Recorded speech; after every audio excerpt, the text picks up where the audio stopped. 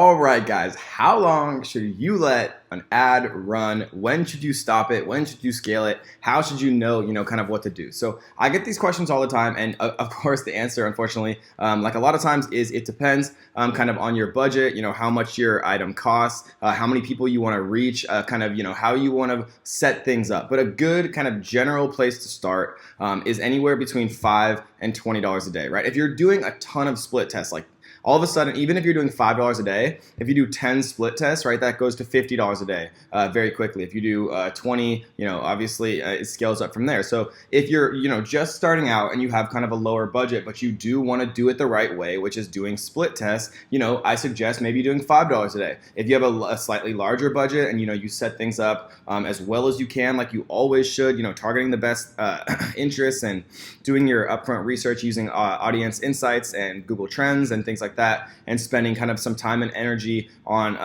creating your creative, whether it's images or a video and things like that.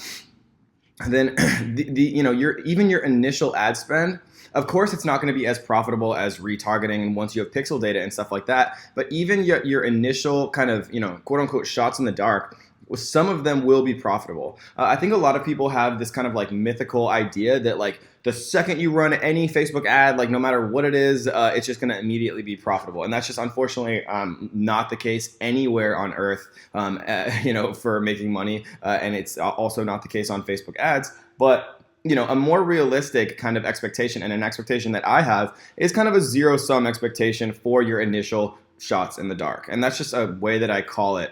But, obviously your shots in the dark have a lot of upfront thought, and, you're not just creating shots in the dark. But what I mean by shots in the dark is you're creating a bunch of split tests up front using, as much data as you can collect from audience insights, Google Trends, and just like logic about your market and audience to create a bunch of split tests. And then from there, we'll narrow down which ones are working, which ones aren't. So, what I like to say, guys, is $5 to $20 a day. Let them run for 3 days. And then, after 3 days, you can really tell a lot.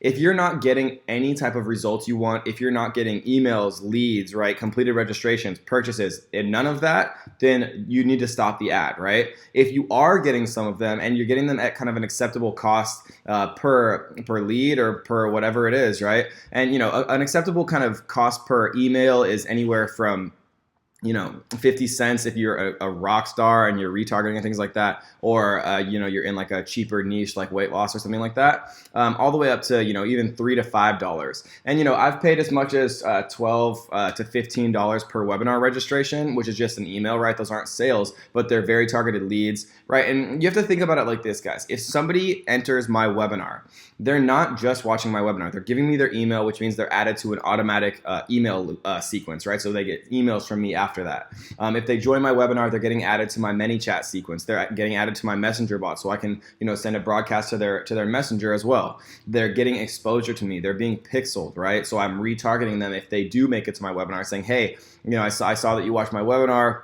I just wanted to thank you for that. And, we're actually running a one-time kind of discount on, the product that you did see in the webinar. So it's like, even if I'm losing money on the upfront, like we've talked about over and over and over again, I'm making money on these things downstream, and kind of establishing what your profit ecosystem is and kind of what your value ladder is, and things like that is going to be really advantageous for you guys, right? So something that I want to note, guys, when scaling ads, you're going to kind of have a lot of ad sets. So, when you're creating your shots in the dark and you have, let's say just for the sake of ease of math, you have 10 different ad sets that you're duplicating, right? Some of them are going to be $5 a click. Some, just for the sake of ease, right? Maybe it's emails or purchases or whatever it is. Some of them are going to be $3 a click. Some of them are going to be $1 a click, right? So when you're scaling a ton of ads like this, I really like to only kind of modify one major attribute in 24 hours. Because, the ones that are working, it's very, very important, guys. And if you're not paying attention or you're texting or whatever, stop it for a second, because I promise you're gonna want to know this.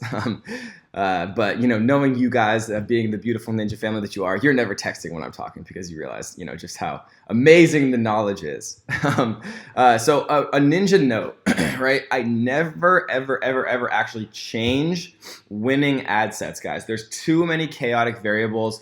Facebook is very finicky, right? They don't like change. So if I have an ad set, let's say that this traffic campaign right here is, getting me $1 emails, right? Or $1 registrations or $1 purchases or whatever it is, right?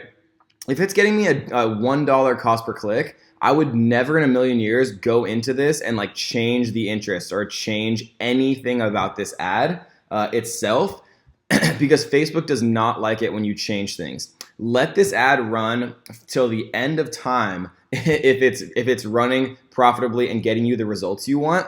And then the only thing that we're going to change about this, guys, is the daily budget. We're going to increase it by 15% to 30% a day, and we're going to do that using a rule, right? And we can talk about this really quick.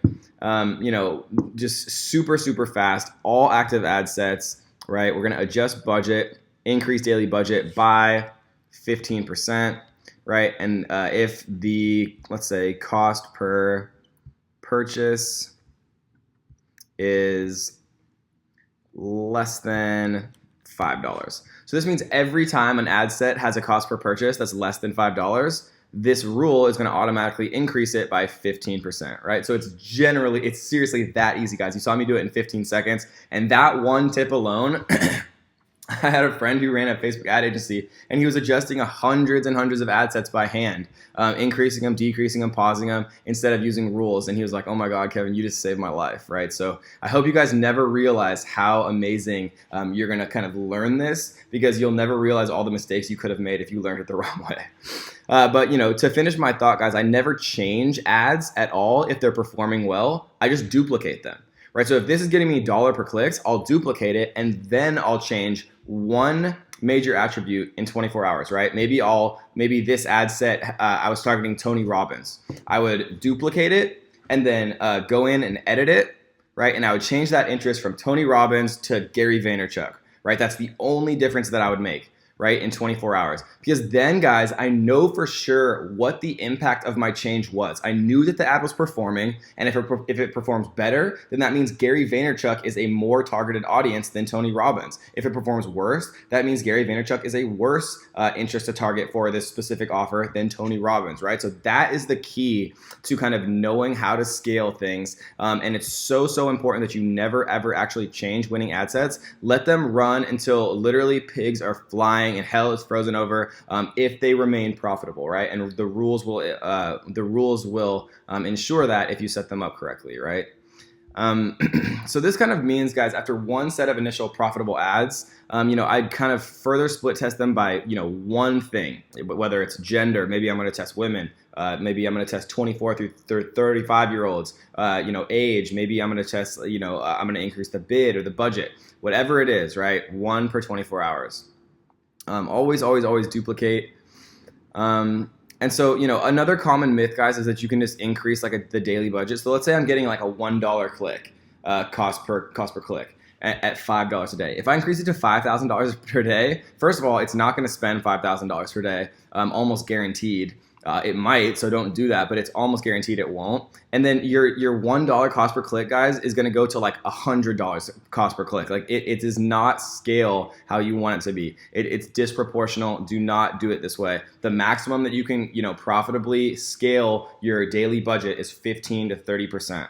And again, guys, just to reiterate, right, the best marketers in the world test a lot of things quickly, zero sum, meaning, they don't lose or make money on those tests. They're not trying to profit immediately. They understand that the profit comes from, honing in on what your perfect audience is, and it comes from retargeting based on pixel data.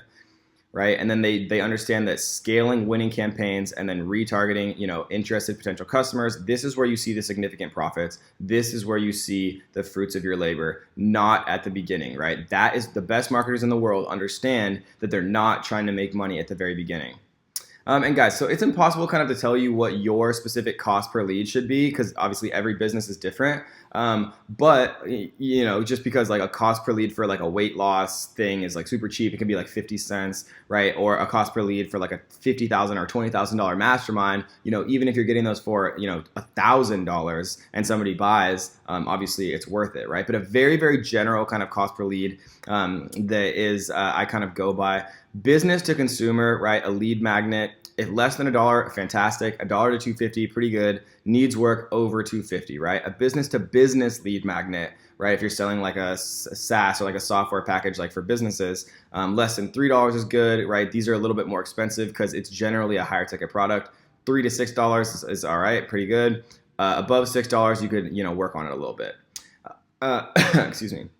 Business to business webinar registration. Kind of less than 6 is pretty good. Webinar registrations, 6 to 12 is kind of what we optimize for. Less than 6 is very difficult to do, but it's possible. And then above 12 kind of needs a little bit of work, guys. So that is how long you should run ads. A ton more data on how to actually kind of scale, how to never actually change the specific ad sets themselves that are winning, always duplicate them, change one thing per 24 hours.